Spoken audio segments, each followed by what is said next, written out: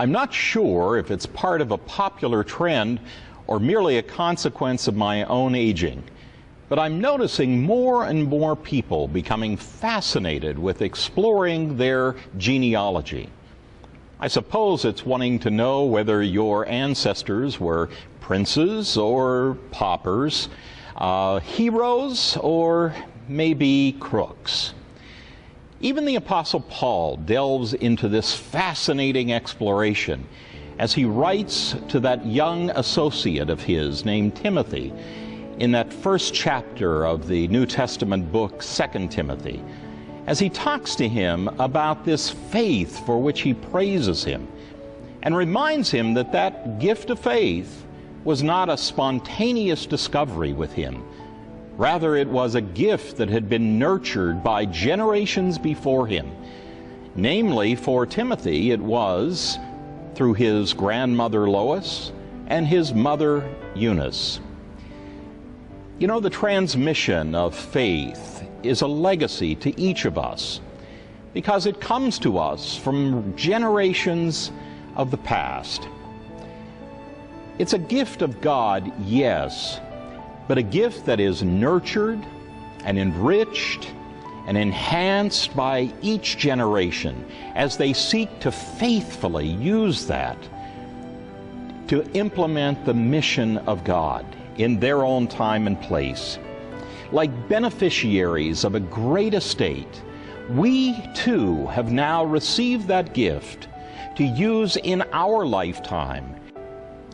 Come to think of it, that legacy of faithfulness is one of the most powerful theological threads that is woven through all of Scripture.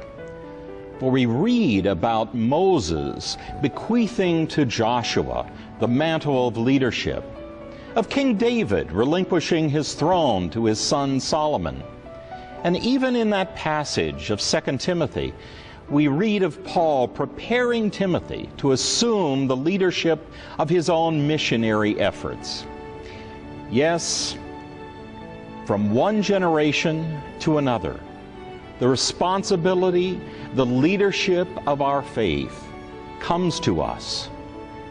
But as well, we have received resources from past generations, spiritual resources, but also financial. As faithful generations, remember the church and through their legacies, offering support to be able to advance the faith in future generations. At this table each Sunday morning, we commemorate a critical genealogical milestone as Jesus prepared to transfer to his disciples and to his followers that legacy of the mantle of leadership for the church. The bread and the cup remind us that we are part of and serve in that long genealogical line of those saints who have come before us, all the way back to Jesus. But as well, these elements of the bread and of the cup remind us that as we live out our faith in each generation, we are empowered by the sacrificial love and the Spirit of Christ.